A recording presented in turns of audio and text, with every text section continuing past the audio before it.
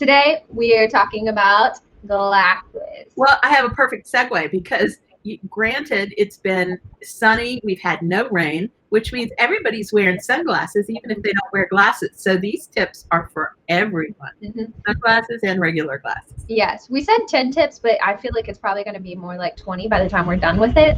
Well, these are our tangents. Yeah. Tangents. Well, you just mentioned sunglasses, so now I have to say make sure you're wearing sunglasses every time you step outside and that they are UVB and UVA blocking. So just, of course, another tip I had to throw in there that just don't count. And you've got another tip that surprised me, and that is to make sure that your glasses, when you're working on a computer, have a blue light block. Our first section of tips are going to be around makeup. So we kind of have it sectioned off just so we can go all the way through. And then we're going to be doing color analysis for your eyeglasses. And we do have a before and after. So we got to figure out not only how to wear makeup with eyeglasses, we also have to work skincare for our eyeglasses. And then we're going to be going into color with our glasses. And we just get the whole look put together. And it's perfect for wearing eyeglasses. Either sun or regular or blue light block. Right. Now, the first tip I wanted to give was kind of, it's a no-brainer, but I just want to make sure it's here and everyone knows about it, which is always to set the products you're wearing, especially around the places where your glasses touch. So right on the bridge of your nose, because I know when I wear my blue light blocking glasses, bridge of my nose gets a little red. Right under here, I get the mark. Set it with powder, makes it so much better. So that's just kind of a tip to throw in there, but powder, the translucent setting powder, just have dab there a couple times a day and you'll be good to go. It won't even move your foundation. Now, the next one is to stick to neutral eyeshadows when it comes to glasses. Just because there's so much going on in that area, sticking to neutrals makes it a little bit easier. It won't be as out there. There's not so much attention. So that's just another tip. Also, people are choosing more and more colorful frames. Right. So let's say that you've got sunglasses and they're in a rose gold or whatever, and you've got a tortoiseshell frame, and they're becoming so much more of a fashion statement that you need to kind of think that this area is now as important in your overall color palette as your hair. Right. And later on in this episode, we're going to be showing you even how to play up color on your glasses using seasonal color analysis. So we will get there, I promise. So by neutral, what are you talking about specifically? Maybe divided up by warm and cool. Well, molten milk is really just a good shade all around. So I would say if you're just going, it's what I have on my eyes today, you can really go neutral or you can play it up a little bit more. It's totally up to you. Molten milk can be worn on all seasons. It's good for pretty much all eye colors. It's really going to bring out all eye colors, actually, now that I think about it. It's such an amazing shade to have. Well, I'm wearing it as well. And I think one of the reasons why somebody who's warm and somebody who's cool can wear it is because it looks like what skin would look like if it were in shadow. You know, if you're painting a portrait, if you're an artist, and you're going to shadow somebody's face, that looks like skin in shadow. Well, what are you trying to do with eyeshadow? Yeah. Yep, that's exactly what you're trying to do. And it's and I don't want anyone to think that it's just because it's a brown, it's warm. It doesn't have a ton of red in it. It's a very neutral shade. Or gold. Right. Yeah, there's no warmth to it, but there's also no coolness to it. It's right in the middle. It's that perfect, happy, neutral shadow shade. Between brown and gray, almost, but it's still. Yeah, that's a great way to describe it, actually. It's hard when you're talking about neutrals because all you want to say is just like that happy medium, but it's really hard to describe something when it's just right in the middle. So that's good. It's just brown and gray. It's that perfect shade. And those of you out there with blue eyes, you get an added benefit with the molten milk because it makes blue eyes look like somebody lit a light bulb behind them. Very true. Yeah, blue eyes look amazing. Also green eyes. I love it with green eyes. Look gorgeous. Brown eyes. It helps bring out the brown in there. Oh, it's such a good shade. Yes. Grab that. You'll love it. As we both wear it today. All right, so another tip, and this one's pretty interesting because when doing research, I did not ever think about this. And that is, if you are nearsighted, your frames can shrink your eyes. So the way that the glasses show your eyes, it can actually make your eyes look smaller.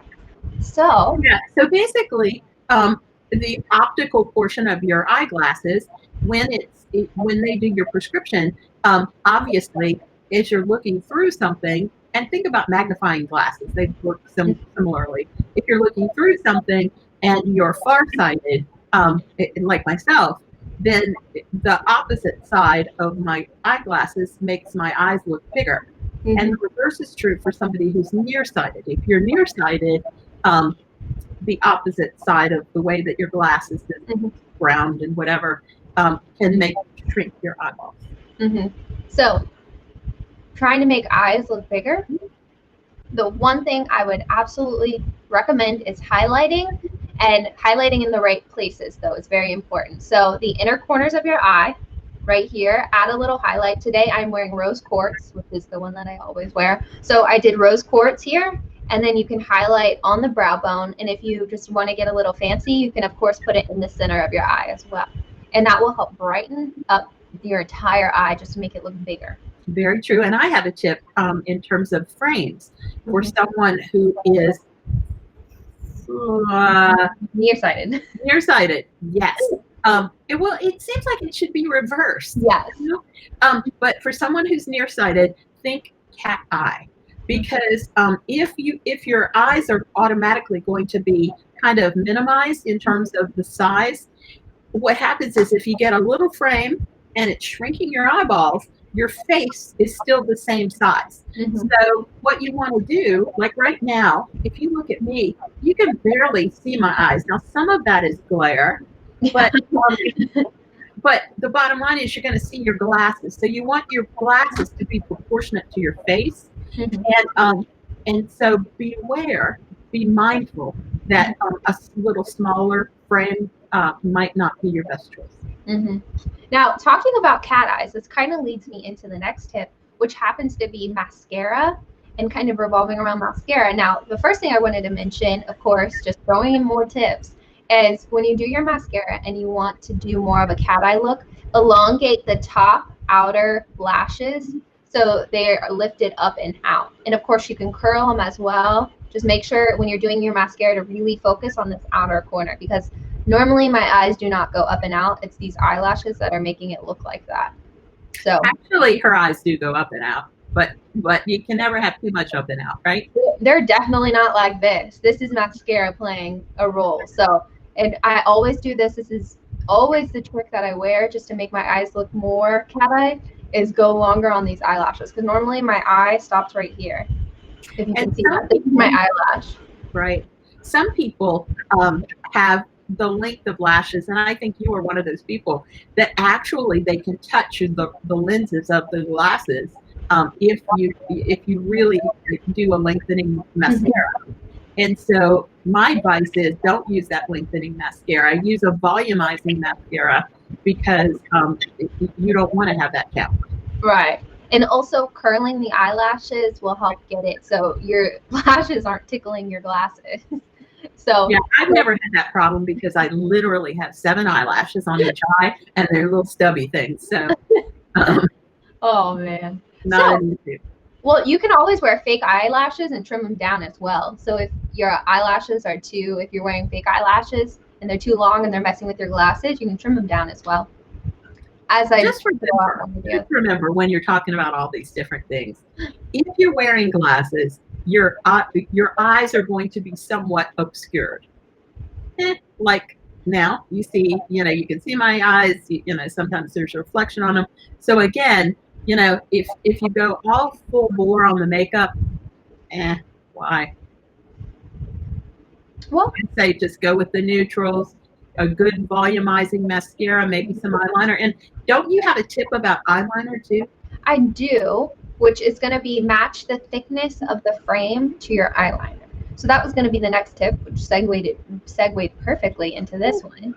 And what we mean by that is if you have a thicker frame, do a thicker eyeliner to match it as well. And if you have a thinner frame, then do a thinner liner as well.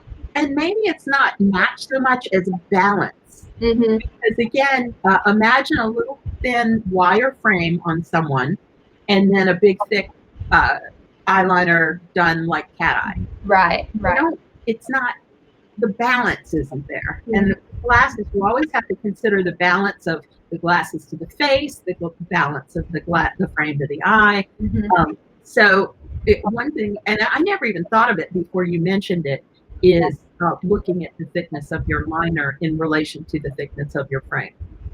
Yeah, it's a really great tip that it's one of those things that when you say it out loud, it's kind of like, oh, yeah, of course. But it's not until you say it out loud and kind of realize what that actually means. I feel like people tend to do it. You know, if they wear these big, bold frames, they're doing big, bold liner. But if they're wearing a more minimal, thin frame, they tend to do a thinner liner anyway. But it's just one of those things that you have to say out loud and make sure that now you know and you kind of get it in your head. It's kind of like color analysis. We tend to gravitate towards the colors that we look best in, and that tends to be our favorite colors, but we never fully understood the theory around it. So that's kind of just like the theory to help harmonize, and you're just really getting the harmony of your eyeglasses and your liner together. Good tip. Oh, and another one that we need to mention is brows. I totally forgot about brows. Another thing is, How could you forget about brows? yeah, bolden the brows. Have some fun. Yeah, brows always show, unless you're wearing like goggles, your brows will always show above your eyeglasses. So, and your brows will in fact compete with your eyeglasses. So again, if you're talking about balance, and the other thing is your brow shape, because if you're wearing glasses, you need to look carefully.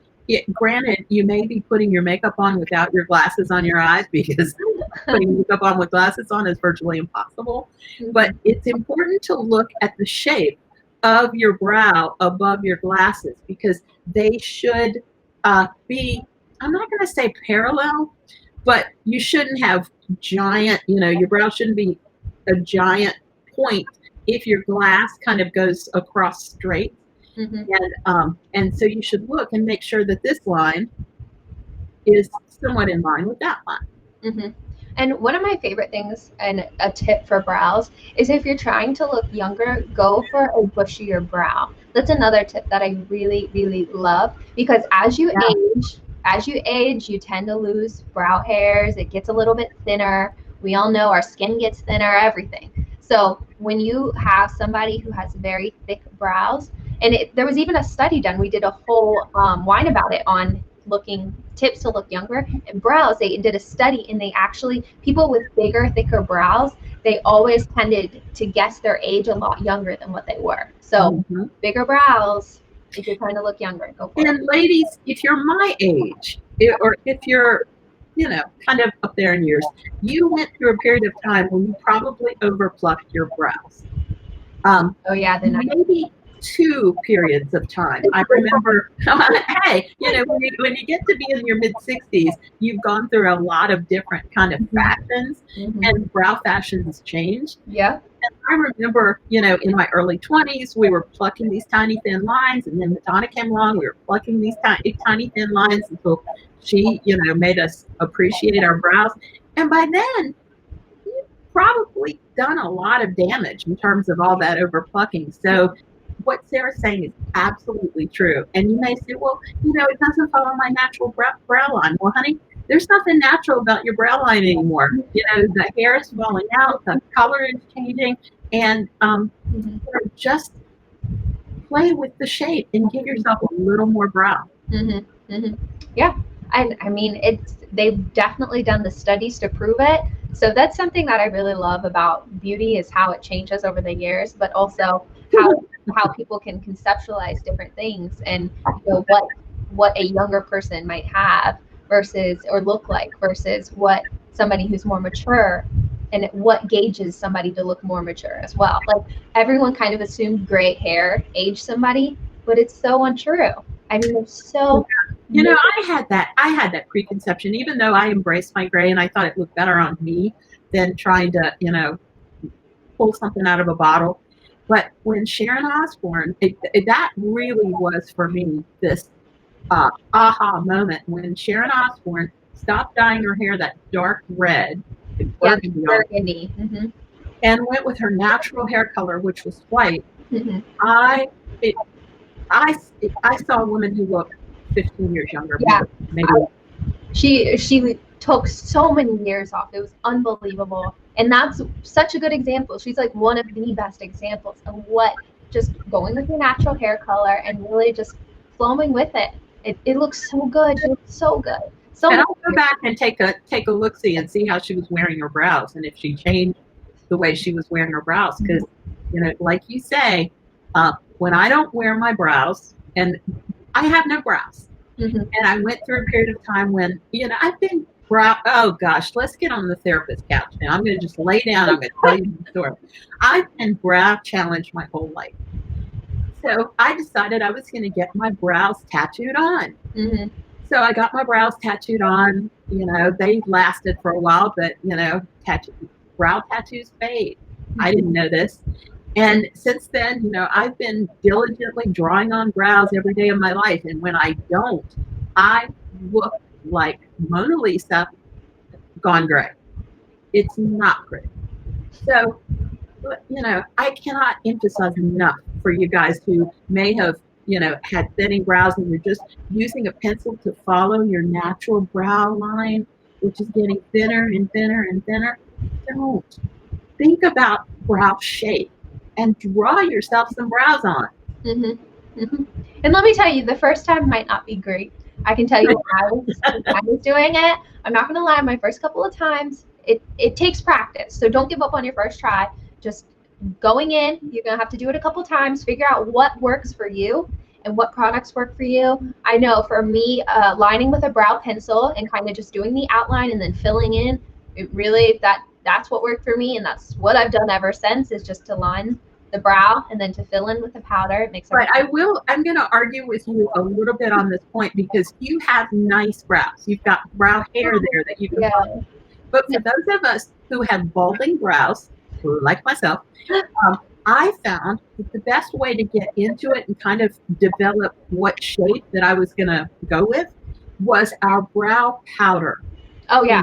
Our Haze brow powder is such a great way because if you make a mistake, you're drawing in little strokes. If you make a mistake, doesn't matter. You just give yourself a little swipe, and and you can get heavier. You can get lighter. And try putting your brow on. And this sounds crazy, but I do it after you've got your glasses on. Mm-hmm. Because again, what I really try to do is follow a shape that actually works with the top area of my glasses. Mm-hmm. Yeah, and haze is such a good color if you're like a summer or winter out there trying to go for a bolder brow. It's like mistake proof. It's such an amazing shade that so many different hair types can wear. I go for light brown. I'll tell you, I'm wearing that right now. But you said I have perfect brows. That is absolutely not true. My brows underneath right here, this arch, it's actually pretty much completely drawn on. So under this arch right here is almost all drawn on because I went through a plucking phase as well, that I have, I have the bushy brows right here, but right here, of course, I over plucked under here because I have the single hairs, and I went through it. So now I have to fill in underneath my brow right here. Since we're all friends here, do I dare mention your unibrow? Oh yeah, I have a unibrow. Yeah, I definitely have it. They tend to be a little bit lighter, which I lucked out, and I'm going to keep my fingers crossed that they stay lighter. But oh yeah, I absolutely have a unibrow as well. But haven't overplucked that because it's pretty hard to overpluck a unibrow. But it's okay, right? You'll overpluck your unibrow. It's not a problem. Yeah, anything right here, I'll pluck it right out. It hasn't overplucked yet. Honestly, why doesn't my unibrow go away from overplucking? It's like whatever you. Well, maybe you need 50 years of overplucking before it. Yeah. And at that point, I'm just gonna whatever, whatever comes out will come out. Or maybe there will be a unibrow trend. Oh.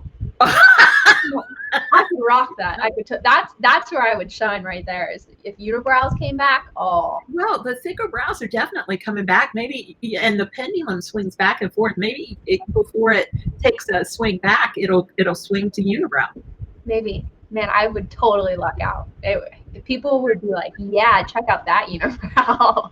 And in the category of us being reminded of things by you guys and the posts that you're posting, Linda said that she's been microblading, and because her brows fell out. I'm going to try that. I want to try that. Yeah, it's such a good technique. I've seen some really good results. I'm not gonna lie, but of course I've seen some really bad ones. But of course, go to your known professionals to do it. So that's something that I always recommend.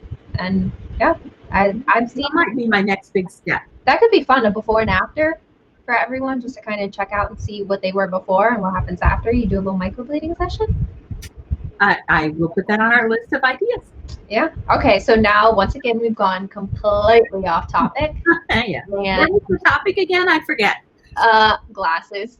Oh, yeah. Okay. Glasses.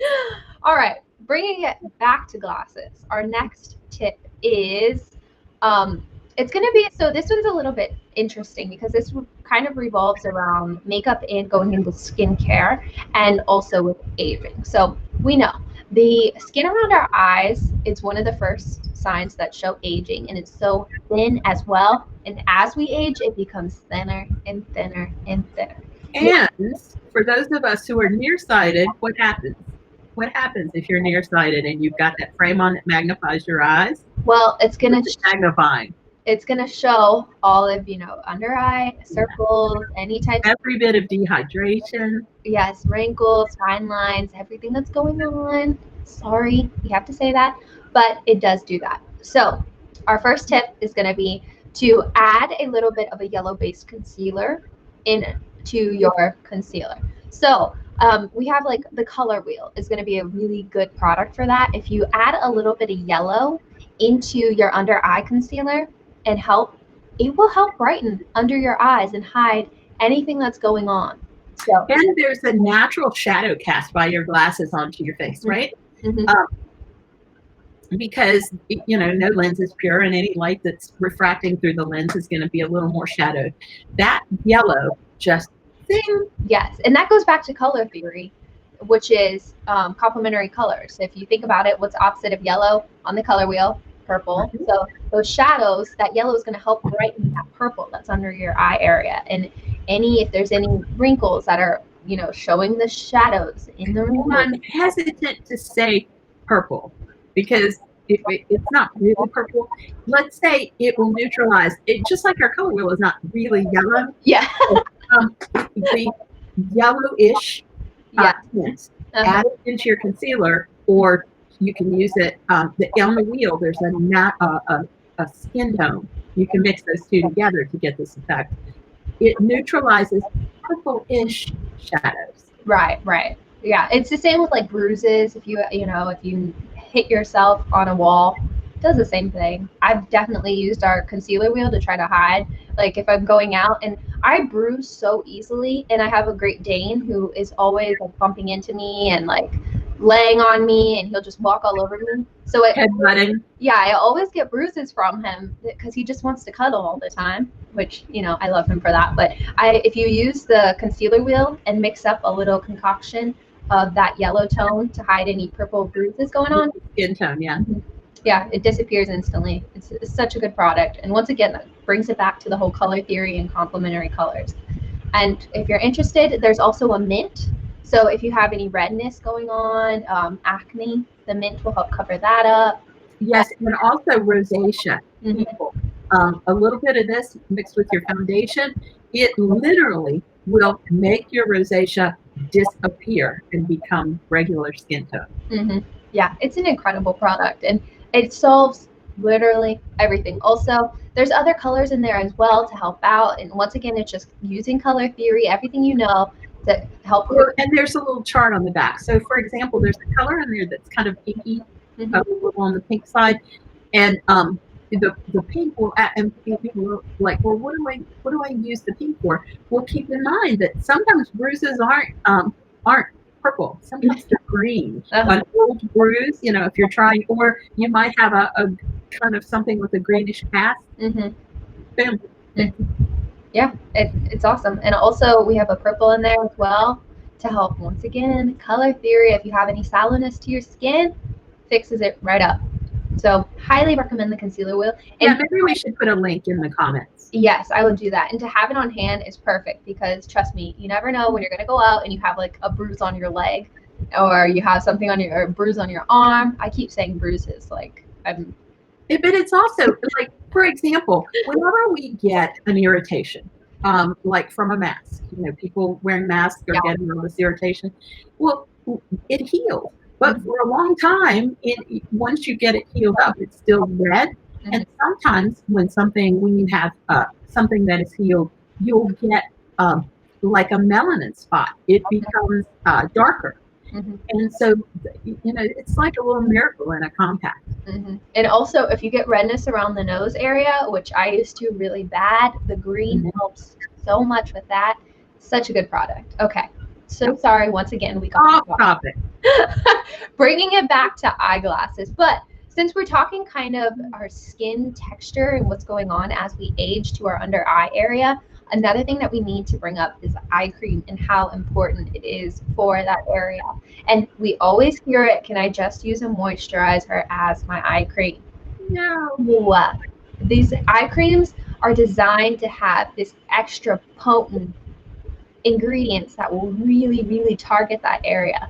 So eye cream is a must. And the idea of using one with the other, for example, I don't know if you've ever noticed, but eye cream is more expensive than moisturizer. So you definitely don't want to use an eye cream as a moisturizer, whereas you want to have those precious ingredients where you need them the most, which is getting targeted in the area around the eye. Yep, absolutely. Eye cream is a must-have. And don't forget, your lips and your eyes are signs. They're one of the first that show aging. So don't forget to treat your lips as well. Use a skincare product. We have Lip Lift.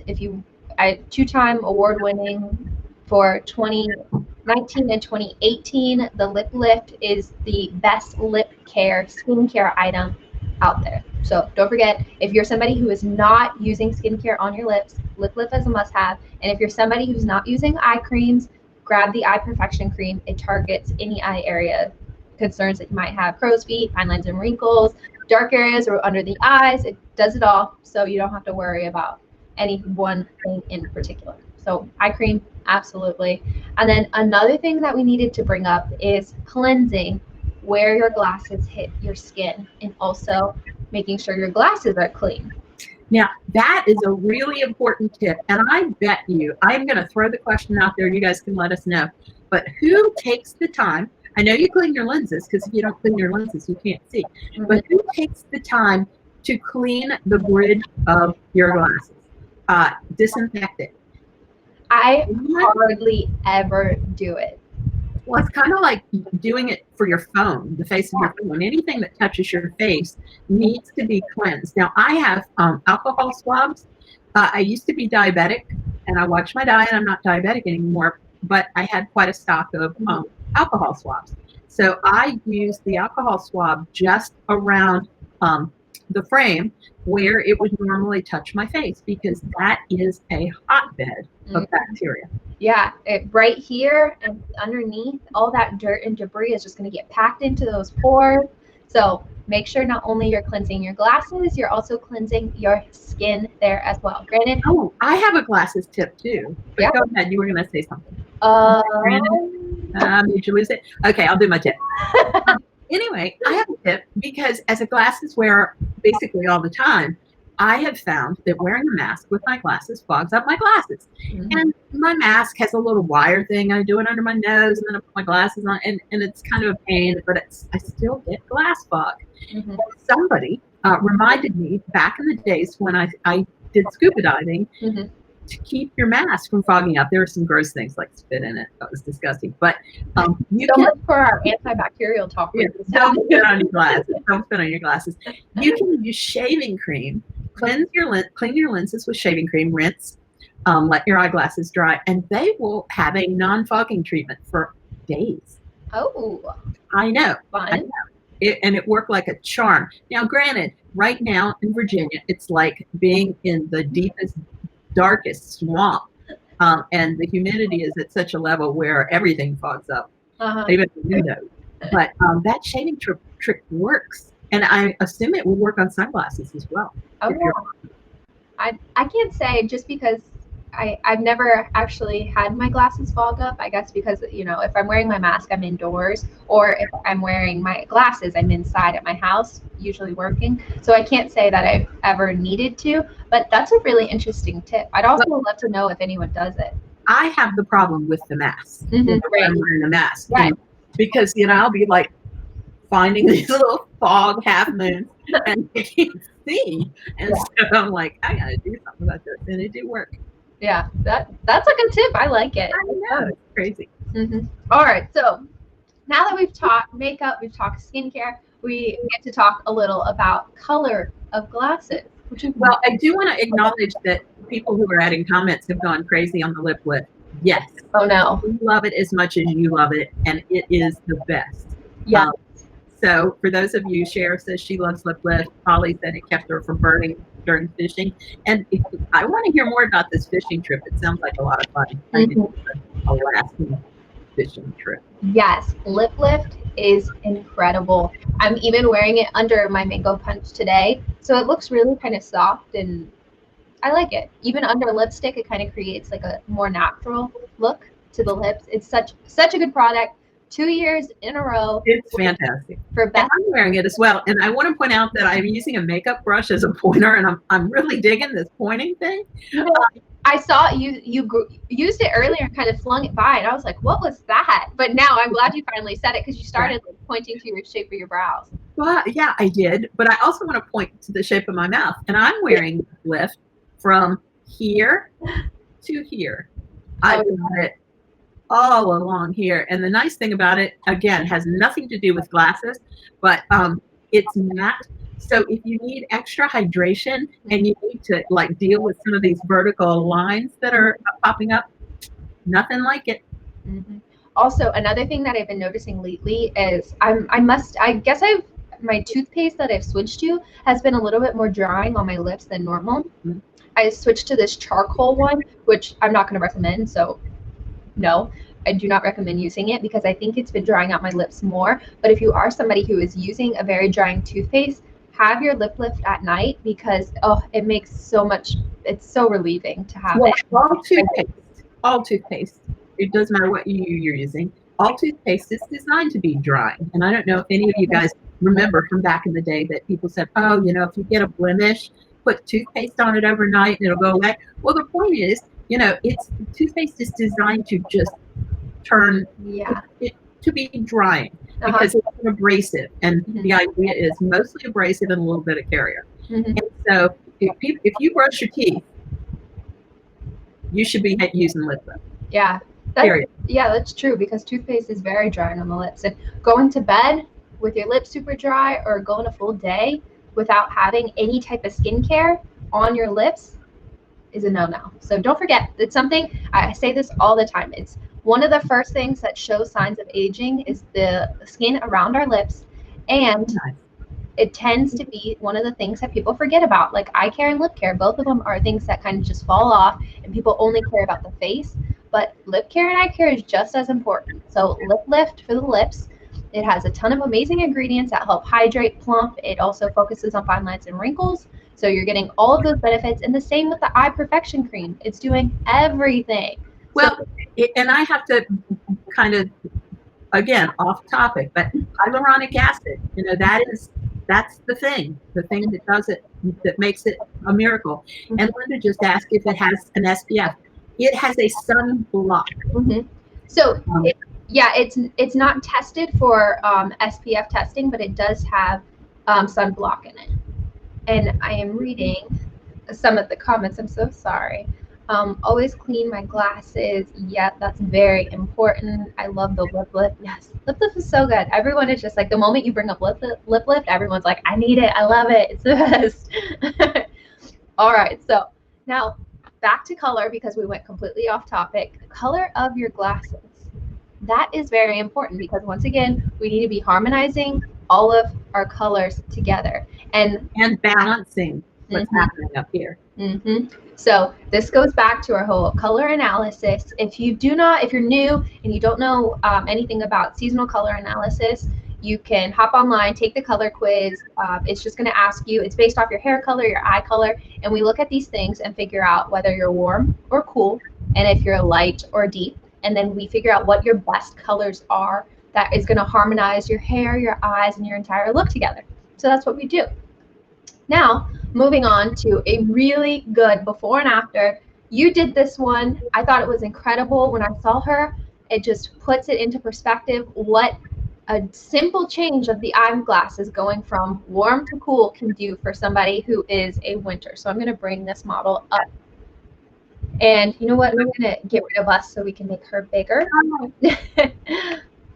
All right, so here she is. Take a look. On the left, we have this warm tortoise-looking glasses that has a lot of warmth in there. And then on the right, we just took I'm sorry. Oftentimes, people don't think of tortoise as having a color. You know, people think, oh, tortoise, that's neutral. It's not.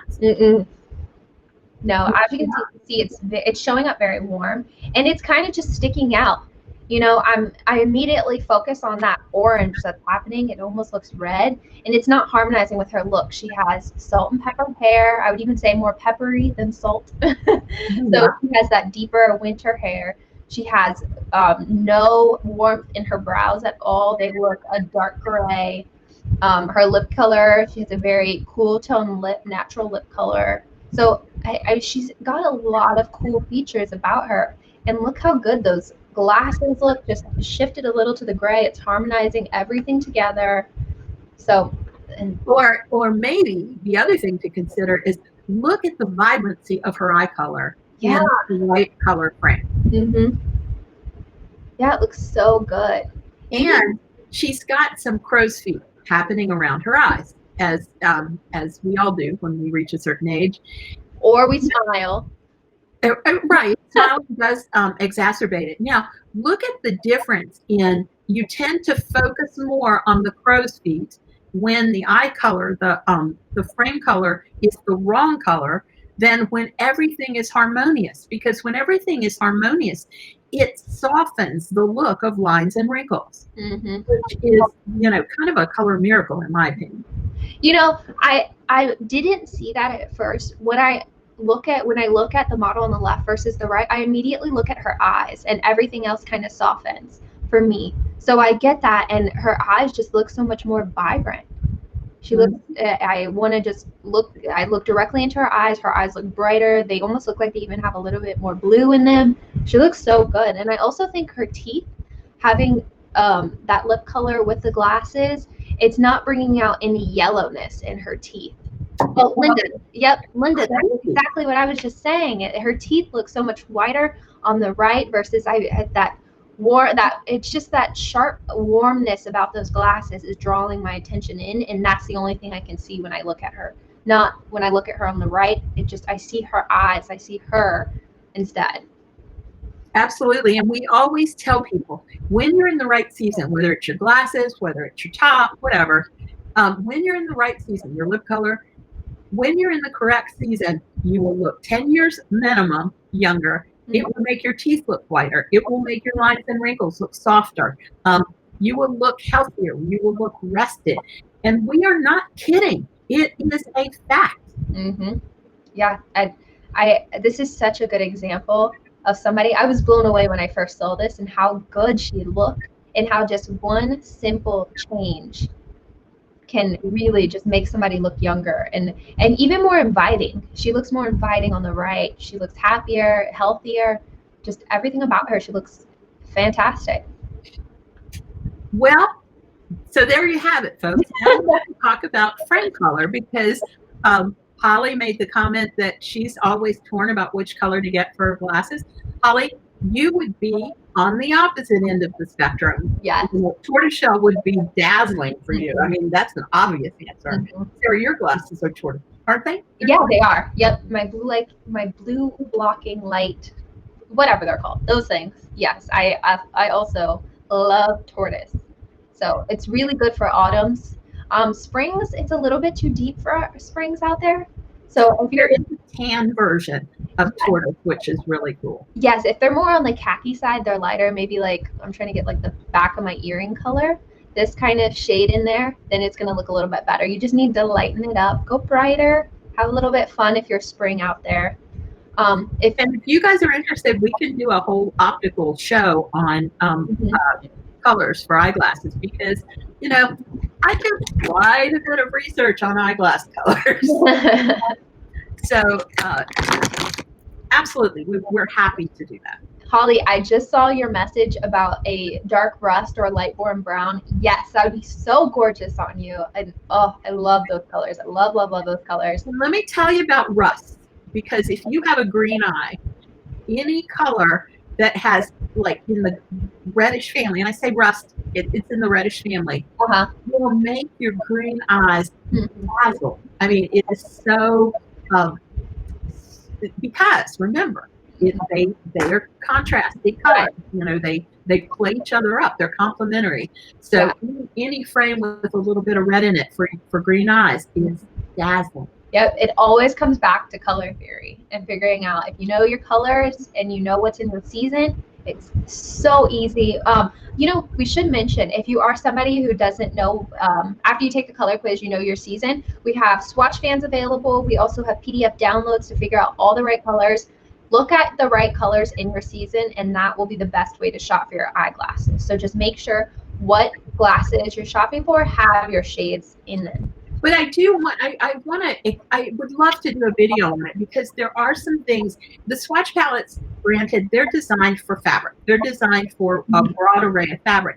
But eyeglasses tend to be a little bit different in the sense that you've got a variety of different metals. You've got the potential for clear, which I believe or not, summers look great in a clear plastic frame. I love that. But you also have the metals, like, what is it, silver, is it titanium? Yeah. You go with a gold or rose gold now. There are all sorts of varieties that I think it would be a fun video. Yeah, I remember that now, having that conversation about rose gold.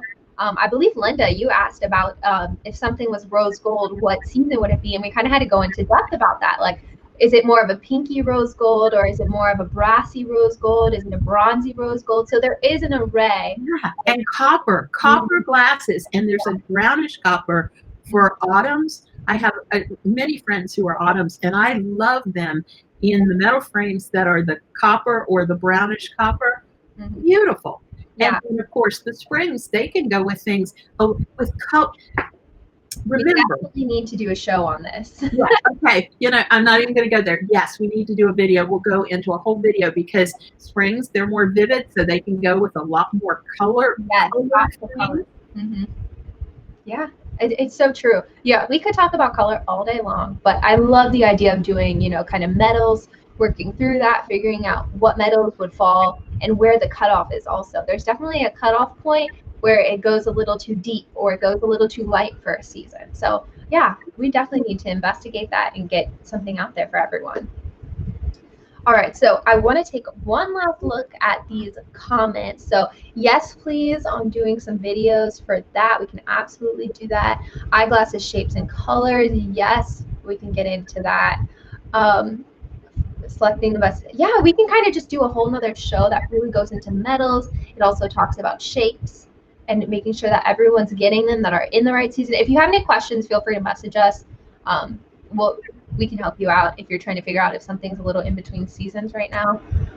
Those PDFs are amazing. I tell you, we have so many people who will take selfies of themselves in multiple frames and send them to us and say, which do I look best in?